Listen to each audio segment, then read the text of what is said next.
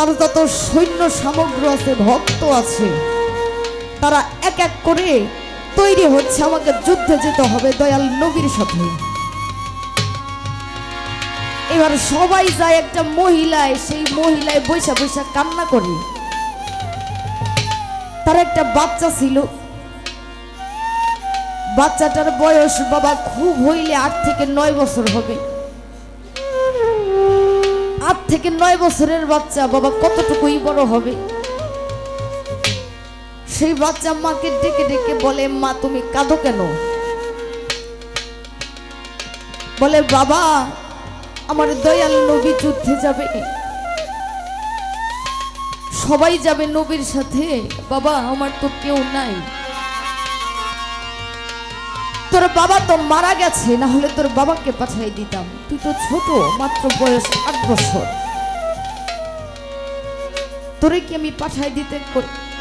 তখন ওই বাচ্চা বলে, মা তুমি চিন্তা করো কেন, তোমার কাছে আমি আছি না, তুমি আমাকে একটাবার বইলা দেখো, চলে গেছে নিয়ে নবীজির কাছে, ওই বাচ্চাটাকে যুদ্ধে পাঠাবে। যখন নিয়ে গেছে দয়াল নবীজি ওই বাচ্চাটাকে ডেকে ডেকে বলে, বাবা তুমি এখানে কেন? ওই বাচ্চাটা বলে, নবী আমি আপনার সাথে যুদ্ধে যাব। এই কথাটা বললে দয়াল নবী ডেকে ডেকে বলে, বাবা তোমার তো যুদ্ধে যাওয়ার বয়স হয় নাই এখনো, যুদ্ধ কি জিনিস তুমি কি বুঝো বাবা? তুমি তো বুঝো না, আর একটু বড় হও, আমরা আবার যখন যুদ্ধে যাব তখন তোমাকে সাথে করে নিয়ে যাব। এই কথাটা বললে বাচ্চাটা বলতেছে, না আমি আপনার সাথে যুদ্ধে যাবই। আমার মাঝে কান্না করে বাচ্চাটার মাকে ডেকে ডেকে বলতেছে, তুমি কি, তুমি এই বাচ্চাটাকে ছেড়ে দিছো কেন? তুমি জানো না আমরা যুদ্ধে যাব? এই বাচ্চাটাকে ছেড়ে দেওয়ার কি মানে? বলে, ওরে তো আমি অনেক করে বুঝাইলাম, ও তো তাও যেতে চায়। মৌলা আলী যখন বাচ্চাটার হাতটা টেনে টেনে নিয়ে যায়, ঠিক ওই সময় মৌলা আলীর হাতটা ছেড়ে দিয়ে ওই বাচ্চাটা দৌড়াইয়া আমার দয়াল নবীর সামনে গিয়ে দুইটা পায়ের পাতার উপরে ভর করে বলতেছে, ইয়া রাসূলুল্লাহ, ইয়া রাসূলুল্লাহ, আপনি আমাকে ছোট বলেন। দুই পাতার উপর ভর দিয়ে আস্তে আস্তে দাঁড়াইতেছে আর বলতেছে, ইয়া রাসূলুল্লাহ, চেয়ে দেখেন আমি কত বড় হয়ে গেছি। দয়াল নবী ওদের ডেকে ডেকে বলে, ও তো আমার প্রেমে, আমার এশক জোশে এসে পড়েছে, ওকে তো রেখে যাওয়া যাবে না, ওকে নিয়ে চলো। নিয়ে চলে গেছে। যুদ্ধ যখন শেষ হয়ে গেছে তখন নিয়ে আসতেছে বাড়িতে। মৌলা আলীকে ডাক দিয়ে বলে, আমার যত সৈন্য সমগ্র আছে ওরা সবাই কোথায়? ওদের সবাইকে ডাক দাও, আমাদের তো জয় হয়ে গেছে। ডাক দিয়েছে, সবাই চলে আসছে। বাবা ওই বাচ্চাটা কি আর পাওয়া যায় না? একটু দূরে গিয়ে দেখে ওই বাচ্চাটা পড়ে আছে, ওর মাথাটা নাই, শরীরটা পড়ে আছে বাবা, মাথাটা নাই। মৌলা আলী বাচ্চাটাকে কোলে করে নিয়ে যখন চলে গেছে, ওই যে মা বসে আছে, আমার সন্তান কখন আসবে, আমি আমার সন্তানকে একটু দেখব। চলে যায়, এক এক করে সবাই আসে, ওই বাচ্চাটা আর আসে না। তখন ওই বাচ্চার মা গিয়ে জিজ্ঞাসা, দয়াল নবী আপনার সাথে না আমার বাচ্চাটা গিয়েছে? ও নবী, ইয়া রাসূলুল্লাহ, আপনার সাথে আমি আমার বাচ্চাটাকে পাঠাইছিলাম, আমার বাচ্চাটা কোথায়? বাবা আমার নবী ওই দিন কোনো কিছু বলতে না পাইরে দুইটা চোখের পানি ছেড়ে দিয়া বলছিল, পিছনে দেখো। এক এক করে যায়, সাহাবাদের জিজ্ঞাসা করে আমার বাচ্চাটা কই? বলে পিছনে দেখো। সবার পিছনে ছিল মাওলা আলী। মৌলা আলীকে যখন গিয়া জিগায় আমার বাচ্চাটা কই, মৌলা আলী আর বলতে পারে না যে পিছনে দেখো। দুইটা চোখের পানি ছেড়ে দিয়ে আমার আল্লাহর দরবারে হাত উঠাইছে, আল্লাহ আল্লাহ তুমি না বলো তোমার ওলিয়া উলিয়া যারা, তাদের মুখের কথা তুমি কখনো মিথ্যা প্রমাণ করো না। আল্লাহ গো, তোমার নবী যে বলে দিল ওই বাচ্চাটা পিছনে আছে, ওই বাচ্চাটা তো বেঁচে নাই। এবার আমি কি বলবো? আমি যদি বলি যে বাচ্চাটা বেঁচে নাই, তোমার নবীর কথা তো মিথ্যা হয়ে যাবে। ইতোমধ্যে চেয়ে দেখে ওই বাচ্চাটা কালেমার পতাকা হাতে করে নিয়ে দৌড়ায় দৌড়ায় আসতেছে আর বলতেছে, ইয়া রাসূলুল্লাহ,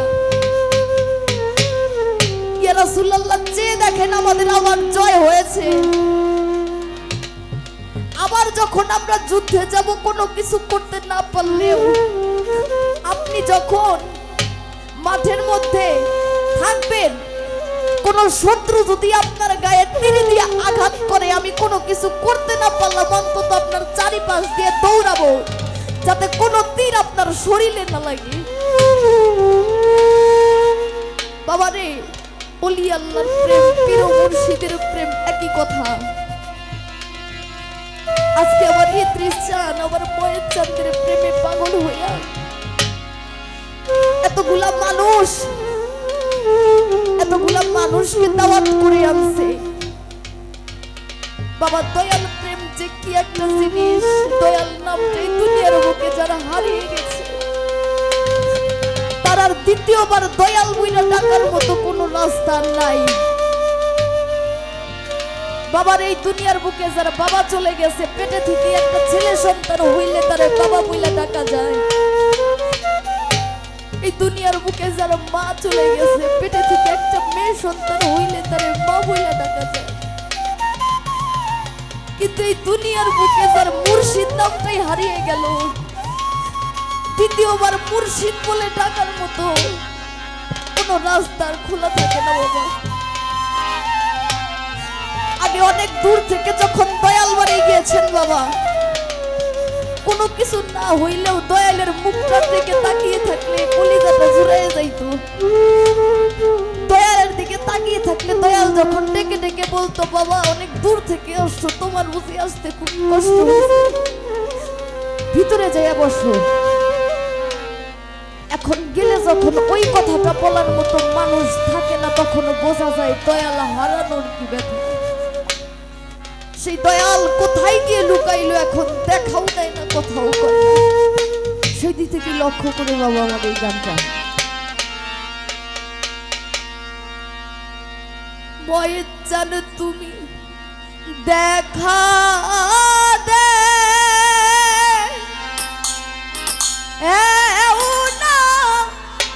কথা কৌনা দয়াল ভাগি শোনে রে,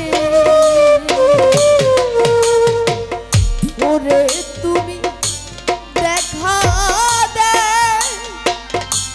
কেউনা কথা কৌনা দয়াল ভাগি শোনে রে, কোথায় রইলা রে দয়াল আমার জানে, কোথায় রইলা রে দয়াল জানে।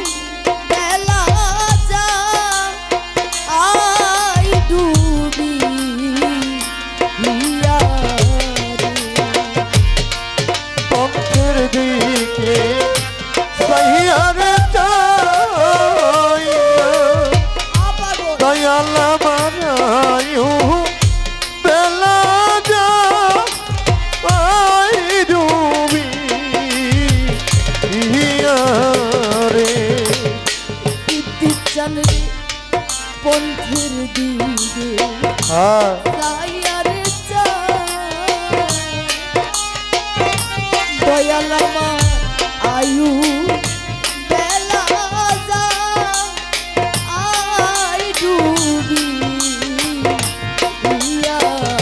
রে ওরে তুমি আইলা না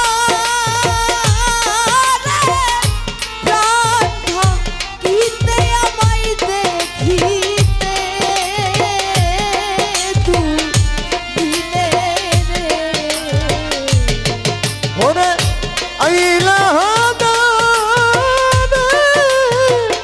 প্রাণে দয়াল আমায় দেখিতে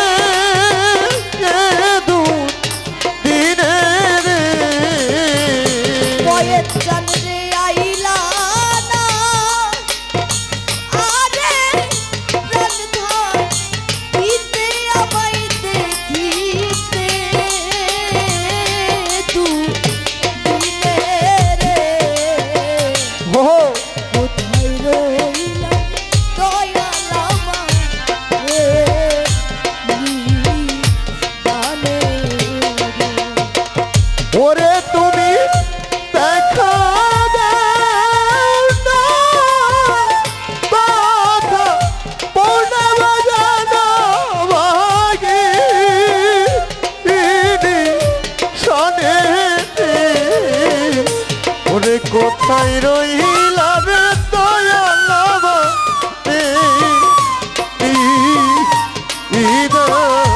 ওরে কোথায় রইলা রে বন্ধ বাবা রে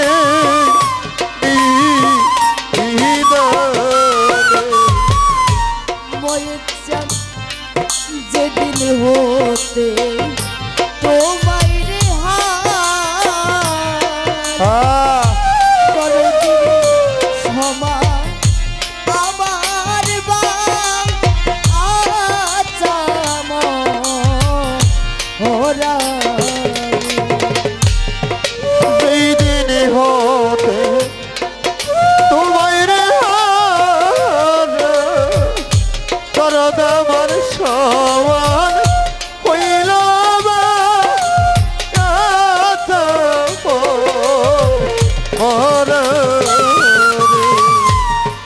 যেদিন হতে আহা তোমায় রে হয়ে যা সমান আমার বা আচাম ওরা রে ওরে আমি জ্বলে পুড়ে হইলাম সারা তোমার পিরিতে গুনে রে ওরে আমি চলে পুরে হইলাম সারা বাজার পিড়িতে গুনে রে জ্বলে পুড়ে হইলাম সারা তোমার পিরিতে গুনে রে কোথায় রহিলা রে দয়াল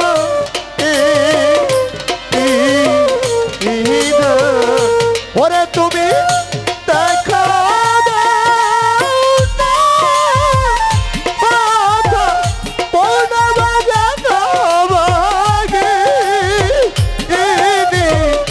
শোনে রে ওরে কোথায় রহিলা রে দয়াল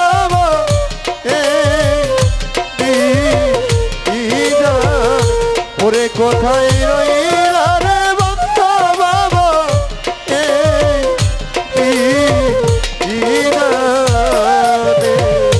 ময়ের চান কি করিব কোথায় রে যা দয়ালারি কোথায় যাইয়া তো ও মাই পা আবো রে কি করিব কোথায় রে যাব বান্ধব আমি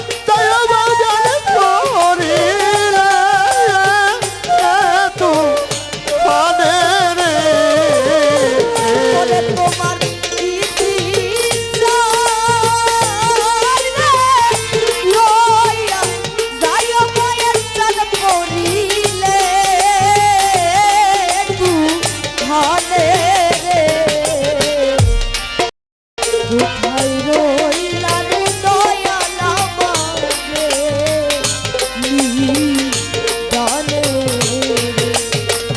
ওরে কোথায় রইলা রে দয়াল আমার নিদান ওরে কোথায় রইলা রে দয়াল আমার নিদান আজকে আমার ময়ের চাঁদের পাগল যারা রে বাবা সেই জানে তার জ্বালা ও তার সোনার মতো অঙ্গটা রে পুইরা করেছে কালা কোথায় রইলা ও ময়ের চাঁদ তুমি দেখা যাও আসিয়া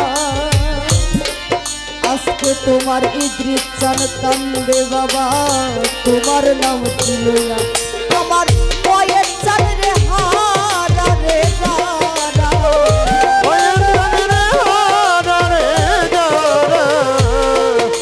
তাদের নয়ন দুটি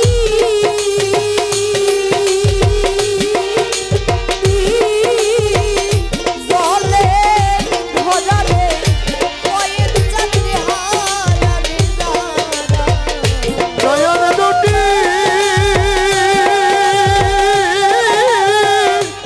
জলে ভরা রে মায়ের টান রে হারা যারা তরিকার ভাই গোলার মালাই ও ভাই আয় রে বুকে আয়। আজকে আমার ময়ের চান যাইয়া লুকাইলো কোথায়